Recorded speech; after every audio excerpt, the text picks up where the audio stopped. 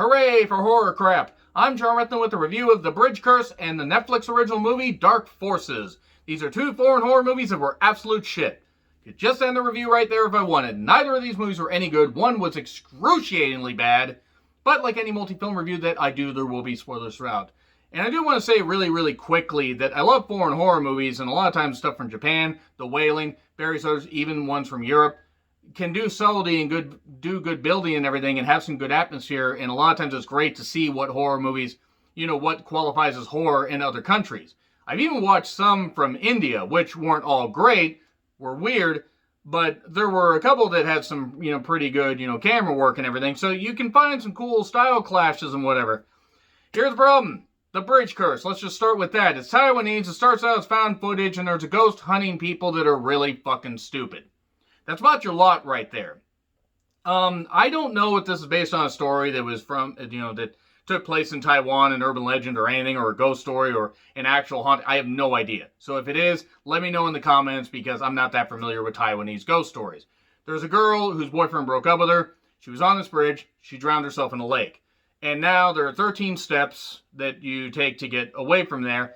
And if you get to the extra step, which is a 14th step, it got added after this girl died, and you turn around, the ghost will get you.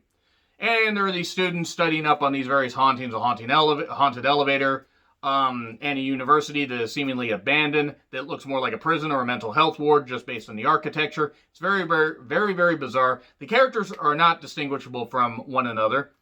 And it's not like the acting's bad. It's just, it was a very basic premise. Also, the atmosphere evaporates really quickly when you just realize that the movie's doing dark for the sake of dark. I thought it was my TV, but it actually wasn't my TV because I'm looking, I'm even turning the brightness up. I checked on my computer. It just really was that fucking dark. Kind of reminded me of that movie Cruel Peter that I reviewed very recently, where it was just dark for the sake of dark because they were trying to cover up the fact they were really cheap.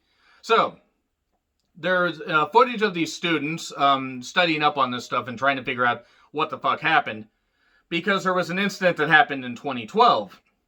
There's also this investigator, this news reporter girl, that has a cameraman that you don't see because it's pretty fucking obvious who it is, and because they don't show his face so you know who the fuck it is. Especially if you've seen any horror movies at all, it's not really a shocking twist. She's trying to study what happened in 2016 because it's taking place in present day. Every leap year this is happening, and she figures out that it goes back many years every leap year. And oh no, something really bad's going to happen. She tries to figure out what happened with all these students and all these people. And it turns out that this girl, this, ghost, possesses one of the students and tries to break free, tries to break the cycle and stuff like that, and does it with one of the students that's in the 2016 part, that was in the 2012 part as well. I want to say that this movie could have had a chance, but it just didn't. It didn't fucking work for me. There were some funny goddamn points, like they played this game, the bridge game, where a guy sat in a steel folding chair, and then the ghost was throwing around a steel folding chair, so they must have been a wrestling fan. I didn't know if they were going to do headshots or do a back shot, and I mean with the chair. If you don't know what headshots or back shots are, don't Google that, kids. And there's one guy gets drowned in a bucket after, trying to dig hair out of a sink, at least I think, because it was really hard to see the sink. That's hard to say.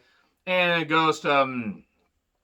ghost pulls this one girl up into a giant like almost water or oil drum on a roof. She throws one girl off the roof that it turns out is actually the one that's possessed. The third act twist is one of the guys in the 2016 part actually was taken over by the ghost, and now he is trying to break the cycle because it's the ghost. Oh no, I need to figure out what's going on with this. It's really stupid, and it's bad. And the news reporter doesn't die. She gets, brought, by this guy. Hey, we need to help break the cycle. And then it just ends. Please don't do The Bridge Curse 2 Electric Boogaloo. It was not very good. It was not very good, and it gets an F. And that's disappointing because I actually wanted to give this a C.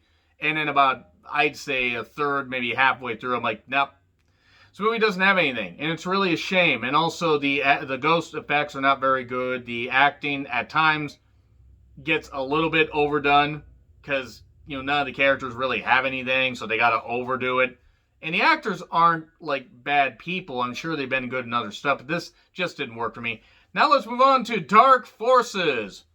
Take a Mexican soap opera and add a brain parasite or a mouth parasite with it, kind of like Leviathan. Remember Leviathan? Remember that? Remember that shit? Kind of reminded me of that. This guy barfs something up into another guy at one point. Okay, guy goes search for his sister at a seedy hotel because his sister got kidnapped by somebody. He meets a girl named Ruby. The actress who plays Ruby is fucking beautiful, I will say that. And it's a Mexican soap opera slash horror slash mystery slash comedy. Or at least it's not intended to be a comedy, but it's fucking comedic to me. The setup is ridiculous. The hotel is so obviously a set for just all this debauchery and everything. And yet, despite the fact that the rates are so cheap, while it's not the cleanest hotel, the rooms are kind of clean. And it's very bizarre. Also, how old was that fucking, repair guy? Why was there a midget there? Why was there an albino girl that did seances? Why did she use watermelon and blood, to do said seances? I'm not kidding. This shit actually happened. There were voices in the wall and a whole bunch of shit. He hooks up with this girl, Ruby, who, again, the actress is absolutely fucking beautiful. The music was bad. Everything was bad about this. And maybe this would be scarier in, with Hispanic audiences. I don't fucking know. And I've watched plenty of movies from various countries this year that have been both horror and non-horror, and some have been fucking great. 18 Presents is my favorite movie of the goddamn year. It's not, it's not a horror movie, but it's an Italian movie. So there's good stuff out there, and you can do something that could work. And this movie just had no goddamn plot to it. He was searching for his sister, kept fucking this girl, committing crimes because he was obviously under her spell, and it's obvious she was evil. If you act weak, you'll end up dead. Okay, that's a line that was said at one point. Horrible special effects. The action is absolute shit. At one point, he's fighting this old crime boss in this terrible slow-mo shootout. I don't even remember the fucking guy's name. That's how bad this movie was. I don't even remember the guy's name. Like, I didn't even bother to write down because I was like, just some guy did this shit. And he finds a place his sister's at, frees some girls that were, basically human slaves, and then beats some people up in slow-mo. He even powerbombs one guy that looked like he was straight out of a Mexican version of The Matrix. Had the long coat and everything and the sunglasses at night, so he can keep track of the visions in his eyes. And then he beats up some women that lock him in various arm bars. So they must have been Ronda Rousey fans. And then Jesus Christ, let's see. Yeah, the former boss shootout thing. These bullets were going so slow. He could have sat down, had a bite to eat, probably taken a nap, sitting up, and the bullets still wouldn't have gotten to him. And then this one old guy that in this really bad bald cap throws up this brain parasite into him to give him the knowledge that he needs, but it's this parasite that needs to live on.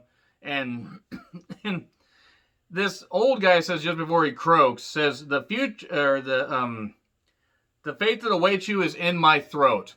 That was an actual line that was said. Now, I don't know if that's just bad translation or what, but it was hilarious.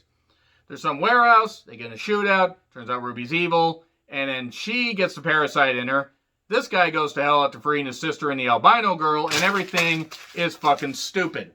Everything is so fucking goddamn bad. That's it right there. That's it. Dark Forces gets an F. It's one of the worst films I've seen this year. And I wanted to give it a chance. I was like, okay, cool. You know what? Hey, it's 80 minutes. Maybe it won't be that bad. It's excruciating, and it takes forever. Anyway, agree, disagree with what I said? Like, share, subscribe, Twitter handle in the description. I'm John Ritlin. I'll see you soon.